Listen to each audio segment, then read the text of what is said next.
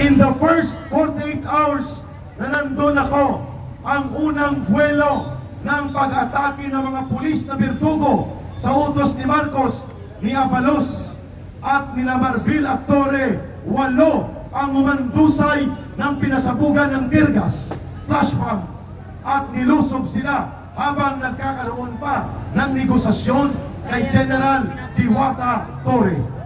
Sa 8, isa ang namatay at habang ito ay tinutulungan ng medical team ng ating mga kapatid sa Kingdom of Jesus Christ, sa tabi niya, nasasaksihan namin ni Atty. Torion ang kanyang nahuhuling hininga, itong si Brother Edwin, habang nakatunganga ang mga pulis at kinokumpiska ang ambulansya na hindi nila pinapayagan na paandarin.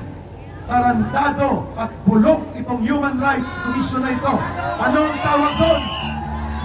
Hindi yun human rights violation.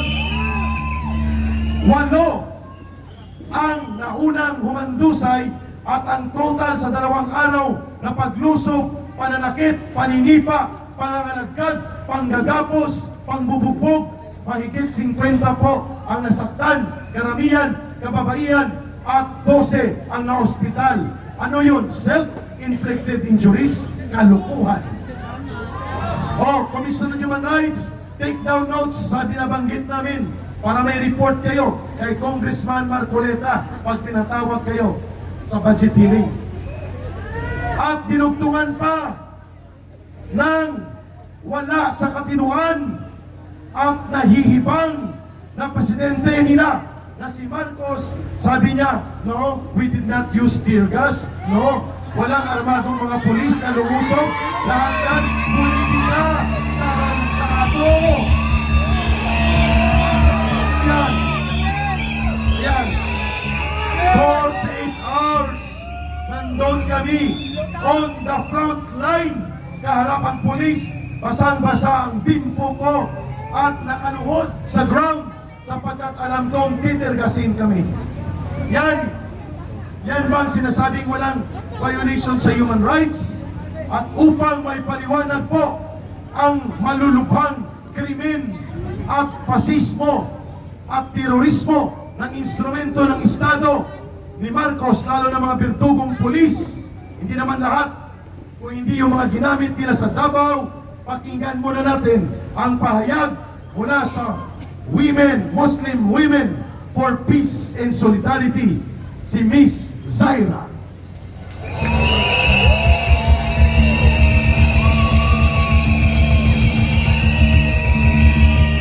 Magandang gabi po sa lahat na nandito. Assalamualaikum warahmatullahi ta'ala wabarakatuhu. Hindi po tayo aalis dito hanggat hindi umaalis ang nakaupo sa Malacanang na sinungaling.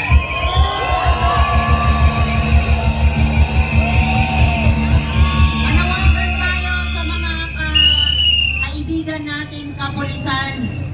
Ang sinasabing PNP to protect the people of the Philippines. Sana po nandyan pa po yung sinumpaang tungkulin sa inyong pagiging pulis.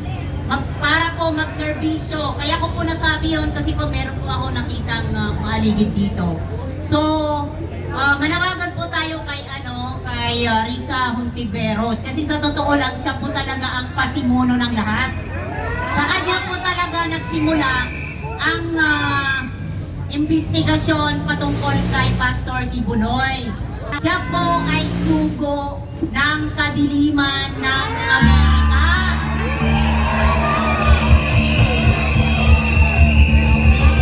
Huwag po nating paniniwalaan ang sinasabi ni Risa Hontiveros na pinoprotektahan niya ang mga kabataan at mga kababaihan.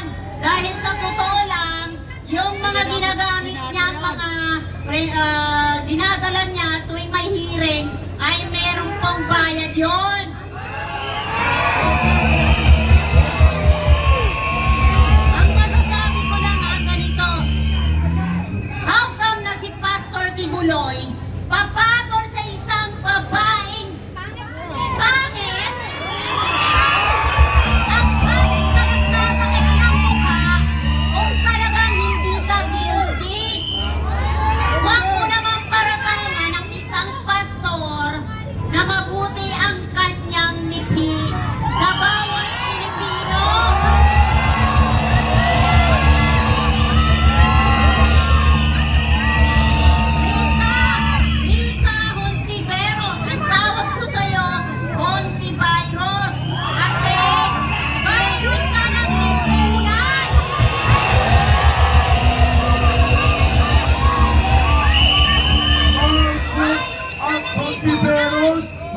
salot ng lipunan.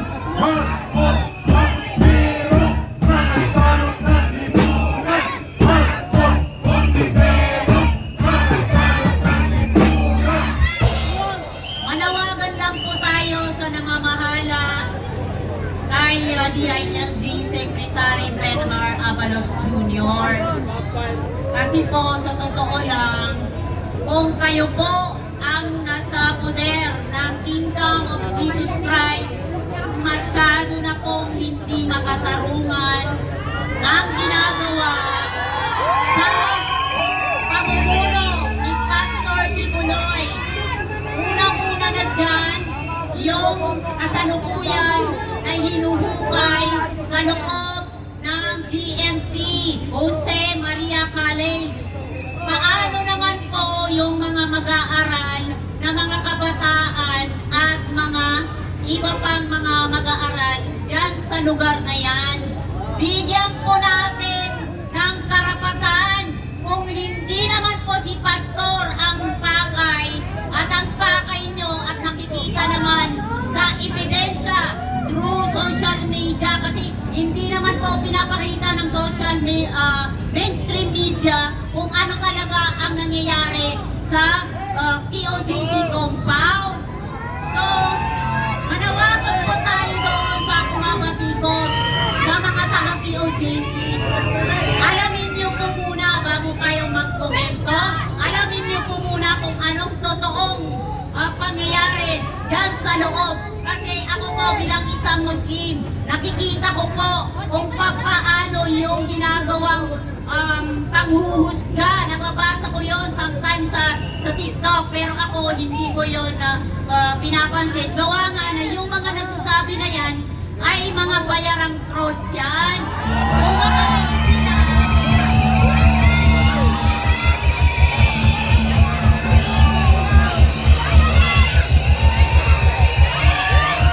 kumakain po sila ng galing sa illegal na pamamaraan ng pamumuhay. Again, uulitin ko po kay Risa Hontiveros. Nakita mo naman ang ginawa mong kabulastugan sa pahiring-hiring mo kung anong kinahihinatnan. Hindi naman pala si Pastor Kibuloy ang gusto ng mga tao nakapaligid dyan.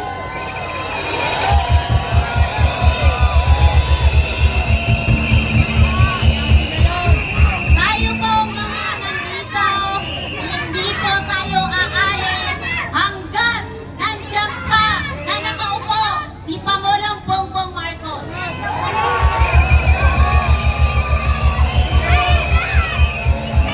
Habang nandyan po siya, na lagi na lang nagsisinungaling, yung mga naibalita sa social media, gusto ko lang linawin ito.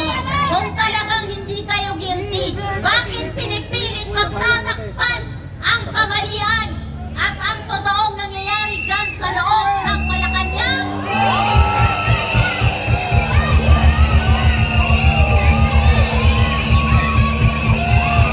Para po malaman ng taong bayan, ng buong Pilipinas at ng buong mundo, sa nakikita ko po kung papaano ang mga ginagawa ng pamahalang ito. Ito po ay patungkol sa personal na interes. Hindi po makatarungan ang isang eskwelahan na para sirain mo lang para makamit mo ang sarili mong kapakanan. Mga bertugo, walang puso, walang damdamin. Yun naman po ang aking masasabi dahil meron pa pong susunod na magsasalita. Tayo po ay patuloy na pumupunta o pumaparito dito sa Liwasang Bonifacio para po magpakita ng ating saloobin sa pamahalaang